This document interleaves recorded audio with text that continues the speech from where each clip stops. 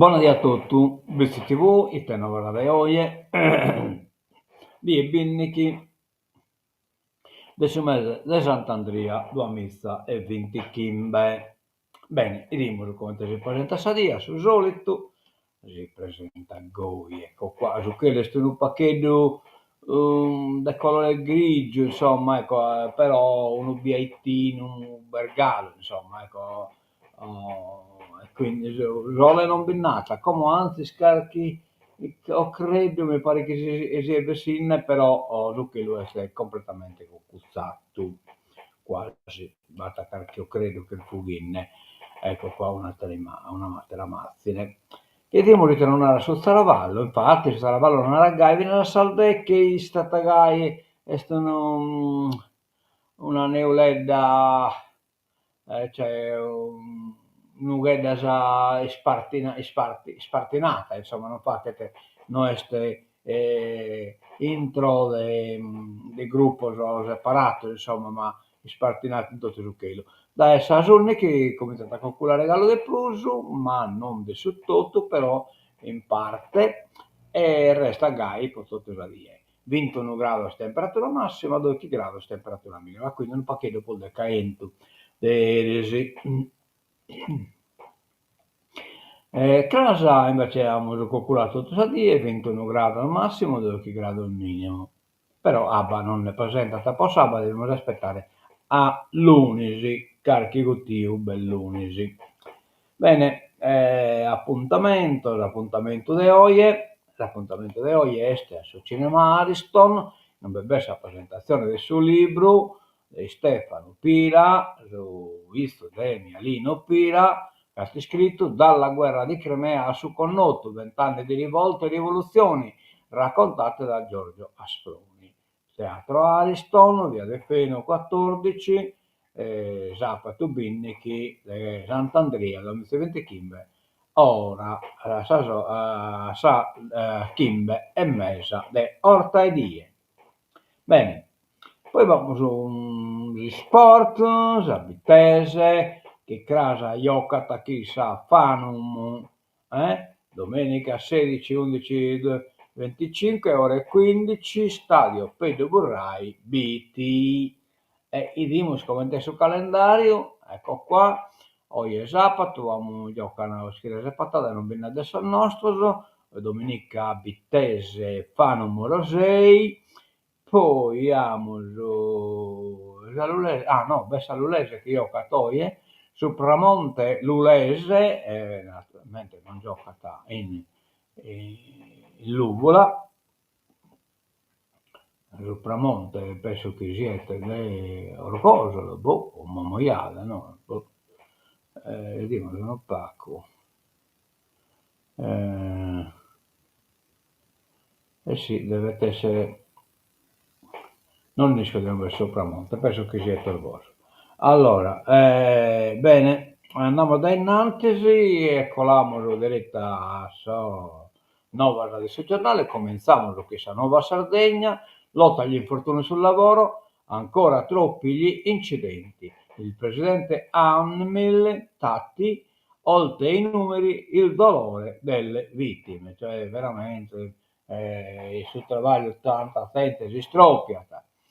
3 morti al giorno sul lavoro è il titolo che campeggia nella locandina della 75esima giornata nazionale per le vittime degli incidenti sul lavoro, che l'ANMIL di Nuoro, l'Associazione Nazionale fa lavoratori mutilati e invalidi del lavoro, celebrerà a Tortolini il prossimo 29 novembre, un mese e mezzo dopo la giornata nazionale.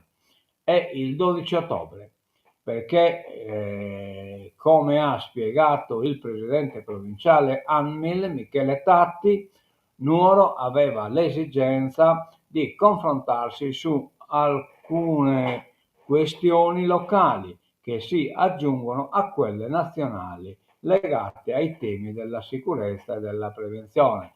Tra questi sicuramente la carenza dei medici legali all'INAIL, l'Istituto Nazionale per l'Assicurazione contro gli infortuni sul lavoro, che sta creando gravi difficoltà a Nuoro, continua Tati, cui arrivano a scavalco i medici da Sassari e Cagliari, con un notevole rallentamento delle pratiche. Insomma, alla carenza dei medici, che già riguarda il tessuto sociale, si somma anche questa sul campo degli infortuni. I numeri del periodo, che va da gennaio ad agosto, non possono ritenersi positivi, visto che le statistiche riportano quanto già ancora alto e drammatico il tema degli infortuni sul posto di lavoro. E se in Italia si registra lo 0,7% in meno rispetto allo stesso periodo del 2024 degli infortuni denunciati, la Sardegna ne registra l'1,2% in più, circa 8.000, 32 al giorno. La provincia di Nuoro sembra virtuosa, con meno 4,9% rispetto mentre Sassari registra un preoccupante aumento di 1,9% in più. È sempre Sassari la provincia che fa schizzare gli indicatori della sicurezza, anche sul versante infortuni mortali e malattie professionali. Nel primo caso ne fa registrare 7 contro i 5 dell'anno prima, con una percentuale di malattie professionali denunciate aumentata del 58,9% rispetto all'anno scorso. Insomma, una situazione veramente preoccupante. Complimenti a Tati, chi si occupa di evidenziare questa scuola. Con la Sport nazionale sardo, il Cagliari sa costruire le occasioni, ma i gol sono ancora troppo pochi. Luca Stedi gioca a questo ortaidie a sa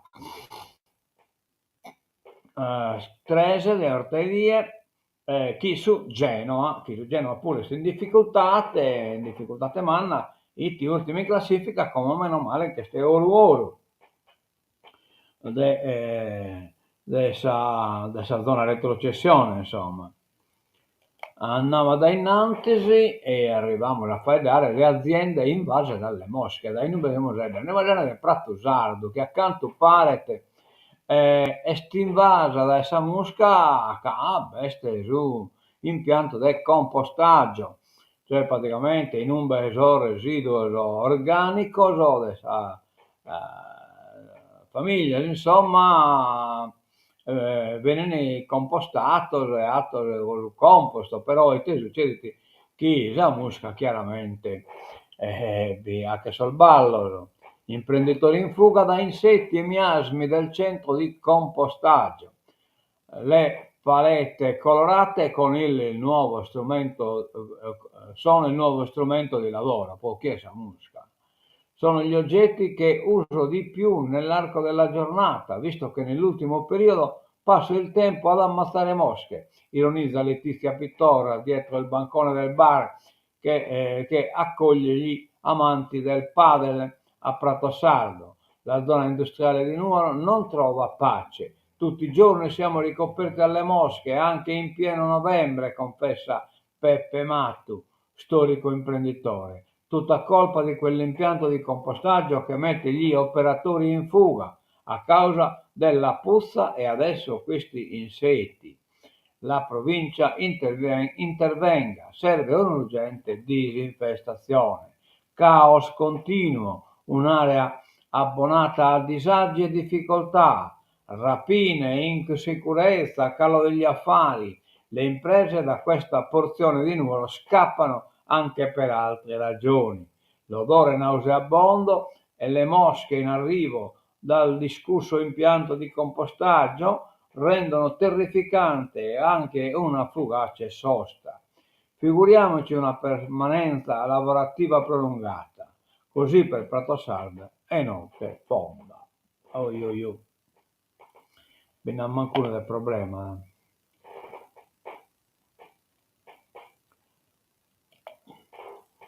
Giunta naturalmente si intende regionale, la staffetta tra Sata e Agus diventa un giallo.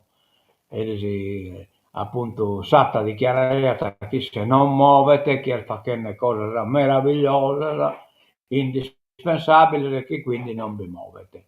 E a quanto pare che non vi muovi, tocca devi essere che devi cambiare e entrare Agus. La verifica non decolla, alta tensione nel campo largo. Il momento non è arrivato. L'assessore all'agricoltura Gianfranco Sata non rappresenta alcun partito della maggioranza, ma è ancora al suo posto, alla guida di uno dei dicasteri più difficili da governare, nonostante l'intesa tra la forza politica che l'ha disconosciuto, i progressisti, e la presidente Alessandra Torre di procedere con la nomina del capogruppo Francesco Agu, subito dopo l'approvazione in giunta della manovra 2026. Ma ieri non è arrivato nessun decreto. In questa vicenda i tempi sono importanti, soprattutto perché il partito di Massimo Zedda attendeva una soluzione a strettissimo giro, quindi in giornata, per poi scoprire a tarda sera che non se ne faceva niente. Ieri però le sono rimbalzate indiscrezioni contraddittorie. Il cambio ci sarà, hanno continuato a ripetere fonti vicine ai progressisti. Neanche per idea dovranno aspettare. Neanche per idea dovranno aspettare la replica fuori microfono degli uomini vicini alla governatrice, e cioè Inoche, Sibiscolla, Boe.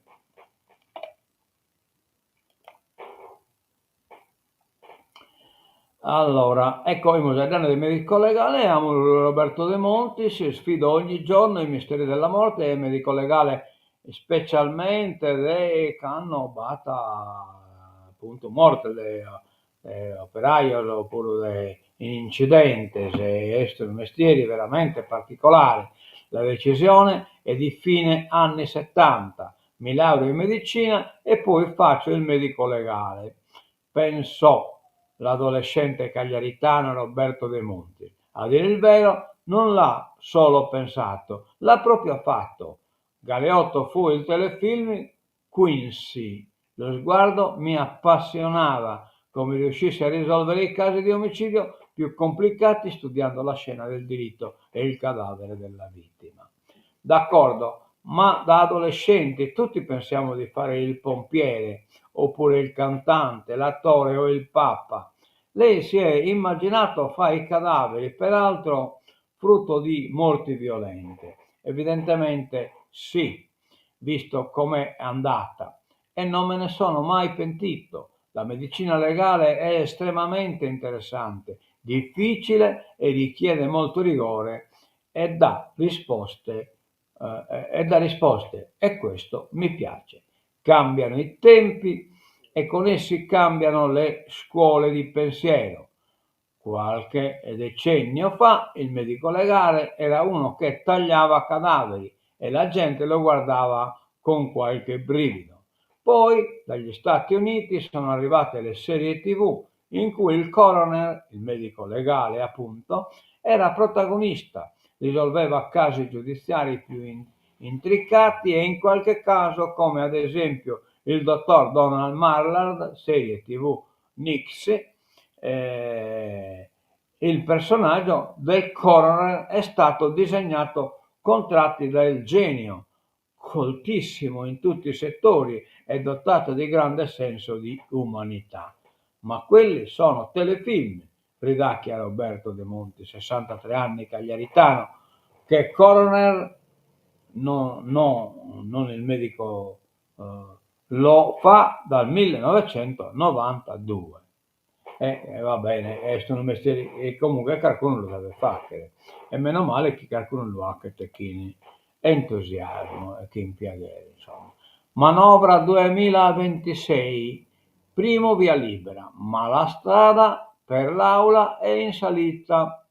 La Giunta ha approvato la finanziaria da 10 miliardi di euro, cioè praticamente questo su budget che hanno a disposizione del Saccale di che miliardo di euro praticamente quasi batto il miliardo se ne speso di sanità. Primo via libera alla finanziaria 2026 da circa 10 miliardi di euro, Si tratta della seconda di questa legislatura che la Giunta Tode ha approvato ieri sera, era che ha approvato a primo danno zitti se sanno colati, ad appena 7 mesi dalla precedente, licenziata dal Consiglio regionale al quarto mese di esercizio provvisorio, cioè sanno colati in esercizio provvisorio. Stavolta la maggioranza vuole fare le cose per bene, cioè arrivare all'ok dell'Aula entro il 31 dicembre. Un intendimento che la Presidente della Regione e l'assessore al bilancio stanno rilanciando da subito, dopo l'estate, ma ora manca solo un mese e mezzo alla deadline finali, i capitoli di spesa, eccetera, eccetera. CGIL, istituire l'Agenzia regionale per lo sviluppo. Oh, porca miseria. Un'altra cosa, un'altra agenzia. Le proposte per il bilancio, ma non è scompito della giunta questo. L'isola è in ritardo, gap da recuperare. I principali indicatori del rapporto BES Istat, benessere equo e sostenibile, mostrano luci e ombre, in particolare sulla Sardegna, il lieve miglioramento di alcuni dati del mercato del lavoro, che è insufficiente a colmare il gap con i dati medi nazionali. Così il segretario generale della CGIL, Fausto Durante, all'indomani della presentazione del report. Per Durante c'è l'urgenza di rendere più incisive sia a livello nazionale che regionale le politiche per far crescere i redditi di salari e pensioni, in caduta libera se si pensa al costo della vita e all'inflazione. È chiaro, prosegue la nota, che alla condizione isolana occorre rispondere con interventi massicci, accelerando la spesa dei fondi europei e del PNRR, ma anche ragionando su un'idea complessiva di sviluppo, cioè un'agenzia che si sovrappone quindi a Giunta. E qui non c'è problema, che non si riesce a controllare le cose di una maniera, le chiede da controllare di un'altra. Malattie reumatologiche, percorsi di cura adeguati caso per caso. Speciale Ippocrate, oggi su Videolina. La qualità della vita dei pazienti può essere gravemente limitata. Malattie reumatologiche, per parlare di queste condizioni particolarmente diffuse in Sardegna, non ci si può limitare solo all'impatto che hanno sulle articolazioni. Basti pensare solo, per citare alcuni esempi, alla sclerosi sistemica che interessa polmone e altri organi, non solo la cute, l'artrite reumatoide e le spondialoartriti sono di questa natura. Alla fine i problemi possono riguardare distretti ben diversi dalle articolazioni. Un altro esempio, pensate al lupus, che è dai rischi per il rene nella nefrite luppica, che può diventare sede di manifestazioni legate a questa patologia autoimmune, come del resto l'apparato respiratorio. Cioè, insomma, non tanto questo problema viene affrontato questo zero in Videolina. Noi scanditora. IA, intelligenza artificiale e lavoro. A rischio migliaia di posti, narrata. Però poi aggiungete nell'isola 10.000 solo nel terziario, ma tante le opportunità. A Cagliari il forum con gli esperti. Murro narrata necessario promuovere la formazione continua. La Sardegna si candida a diventare la regione guida della digitalizzazione dell'intelligenza artificiale, un laboratorio naturale dove lavoro, ambiente e qualità della vita possono incontrarsi. È il messaggio che arriva dal forum Mondo Digitale Terzo Millennio, organizzato dalla UIL Tux Sardegna a Cagliari. Il primo appuntamento dedicato all'impatto della IA nel settore del terziario, commercio, turismo e servizi.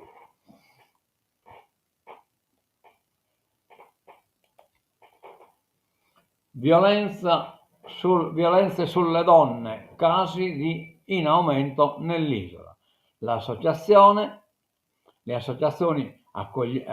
accogliamo 200 vittime ogni anno e in Parlamento si litiga sull'educazione affettiva a scuola, Valditara, eccetera, eccetera, e così via, tutta una polemica.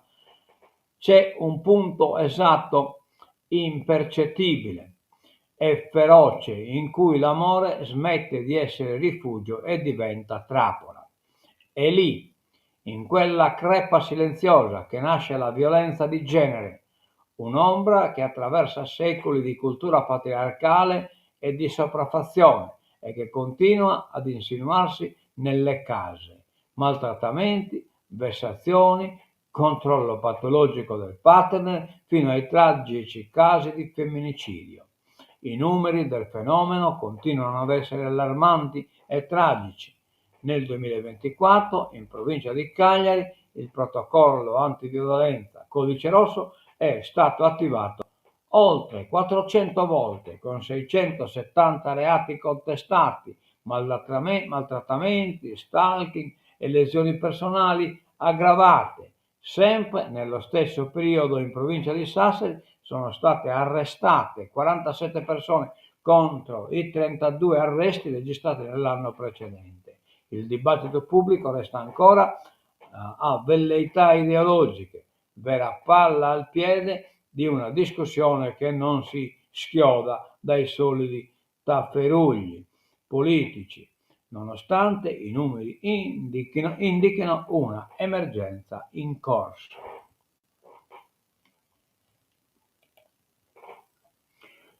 Ismea, acquisti alimentari in crescita. Nel primo semestre dell'anno la spesa degli italiani è aumentata del 5,2%. Deve essere una notizia buona, questa è una nuova buona. Nel primo semestre del 2025 la spesa degli italiani per il consumo di alimentare domestico è cresciuta del 5,2% rispetto all'anno precedente, dopo la crescita del 2% del 2024 rispetto al 2023. La crescita continua a non essere trainata solo dai prezzi, ma anche dai volumi di molti dei principali prodotti nel carrello della spesa. E va bene. E poi tutta una serie di esempi danni, scusate, non ho citato il giornale, Nuova Sardegna. Mi devo abituare a fare che questa vaina. Come siamo Unione Sarda. Mosca scatena l'inverno su Kiev, no? Che cercano di conquistare canto puso cose e poi almeno 6 vittime nell'attacco alla capitale, anche 2 bambini tra i 35 feriti. Altre 2 vittime nell'attacco al mercato di Odessa, il tour diplomatico di Zelensky. Insomma, chiaramente lo cercano di incastrare a Zelensky su per questa questione della corruzione. Trump, ora un'indagine sui legami Epstein-Clinton. Trump cercando di inchiestare da questo incastro, in questo pedofilo Epstein. Il presidente americano attacca i Dem, cioè il democratico, e parla di bufale sui rapporti con il suo ex amico. Morto in galera suicida, pensate per un parco, chiacchierare in America, morto in galera suicida. Il Thanksgiving l'ho passato con Trump, lo scrisse Jeffrey Epstein in una email del 23 novembre 2017, giorno del ringraziamento, che il Tikkun trascorse a Mar-Lago, smentendo così la versione del presidente di aver interrotto i rapporti con il defunto finanziere pedofilo intorno al 2004, invece del 2017 inigato Mimì e Gogò, travolto sempre di più dalle nuove rivelazioni del caso Epstein nel silenzio imbarazzato di Melania. Il Tikkun tenta di uscire dall'angolo e lo ribalta contro i Dem, ordinando un'indagine sui rapporti del suo ex amico e sodale con l'ex presidente Bill Clinton, altri esponenti del partito e note banche d'affari. Ora ha annunciato su Truth, che è praticamente WhatsApp suo, che i democratici stanno usando la bufala di Epstein per coinvolgere i democratici stanno usando che coinvolge i democratici e non i repubblicani per cercare di distogliere l'attenzione dal loro disastroso showdown e da tutti gli altri loro fallimenti. Chiederò alla procuratrice generale Pam Bond e al Dipartimento di Giustizia, insieme ai nostri grandi patrioti dell'FBI, di indagare sul coinvolgimento e sulla relazione di Jeffrey Epstein con Bill Clinton, Larry Summers, Reid Hoffman e JP Morgan e molte altre persone e istituzioni per determinare cosa stava succedendo a loro e a lui. Insomma, tutto un marasma.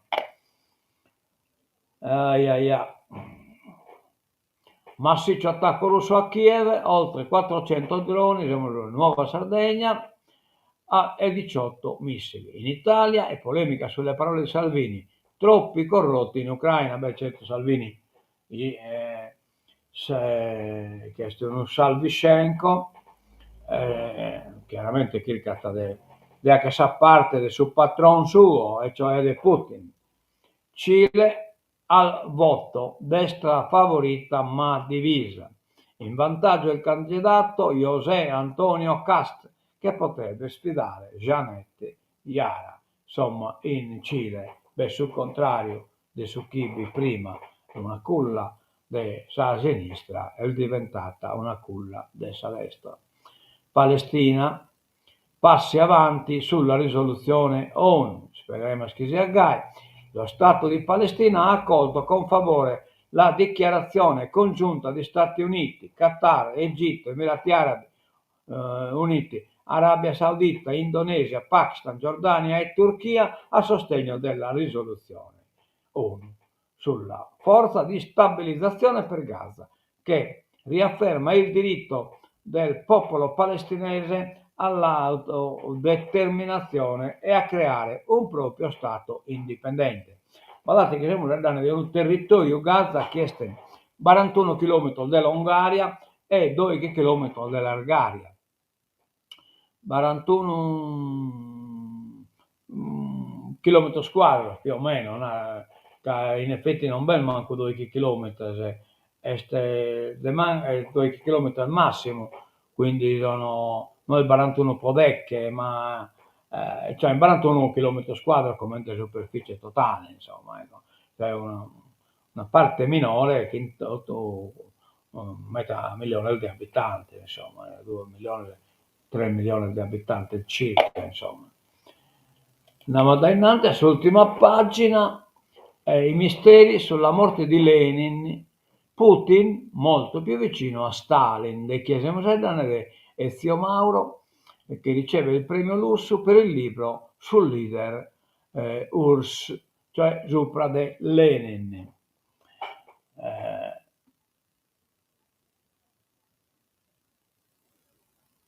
Allora, Ezio Mauro la Russia la conosce e come. Per anni è stato corrispondente da Mosca del giornale Repubblica, una passione che negli anni, quando è tornato in Italia per dirigere prima la Stampa e poi la stessa Repubblica, non è mai venuta meno.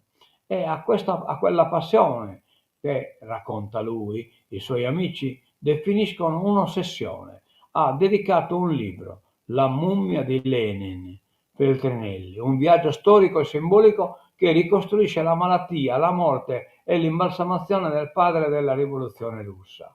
Un libro che oggi a Cagliari riceverà il premio Lusso per la saggistica edita. Mauro, cosa l'ha spinta a scrivere questo libro? Ho sempre avuto molta attenzione verso quel mondo.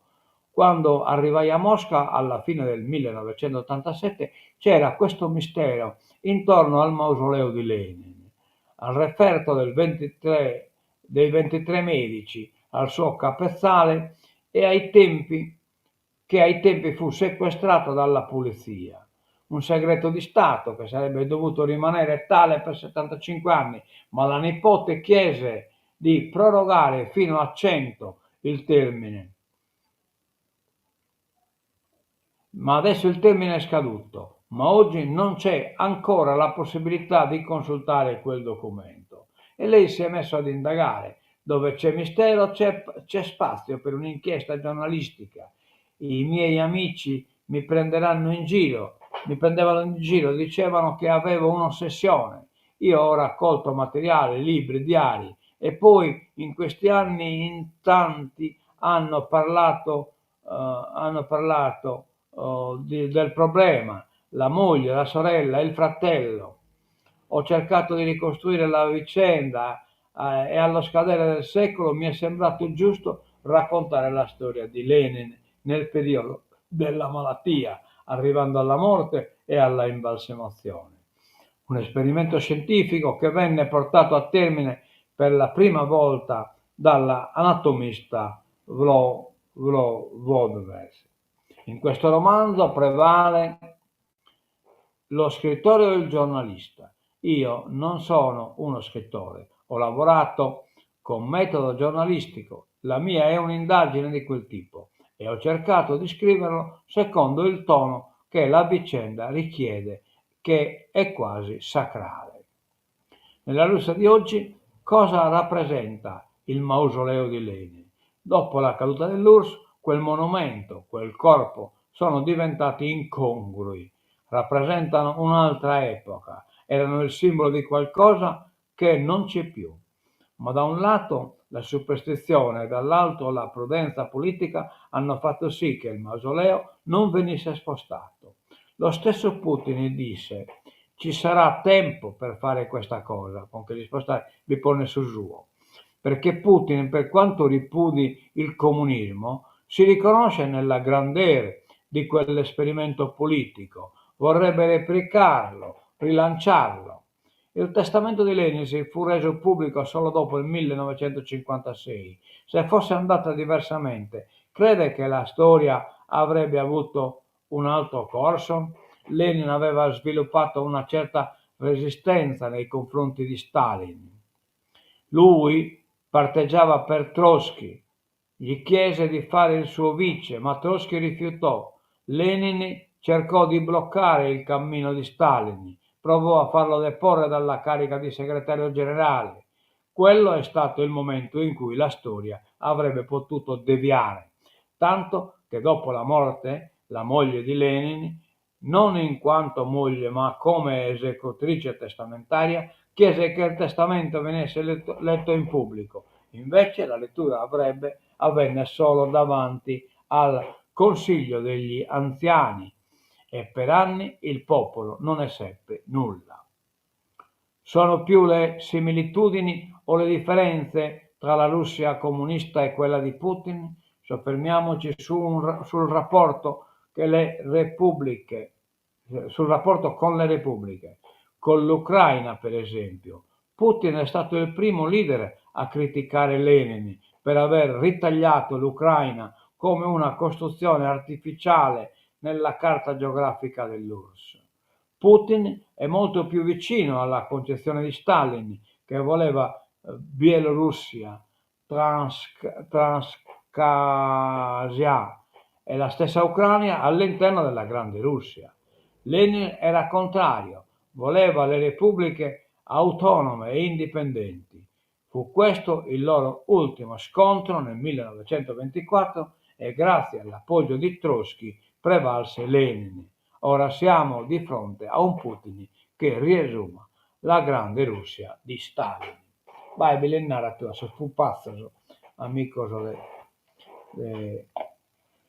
de Putin. Bene, che in questo tancamo, scusate, vorrei polesse troppo di questo bell'articolo, sicuramente, ma per procurare sul libro, non scappa molto tempo da leggere, ma tocca da leggere, che leggere esisti, che non leggete non iscritti.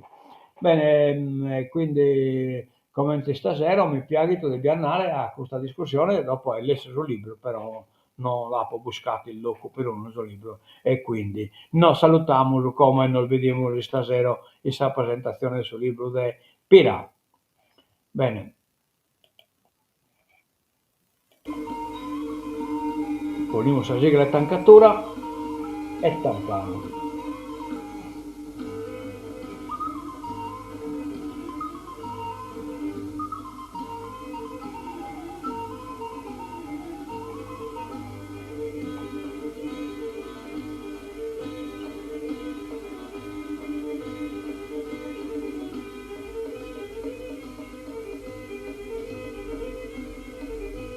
A mentre vedrete, buon a tutto da Bizzi TV. Adioso e mentre a casa.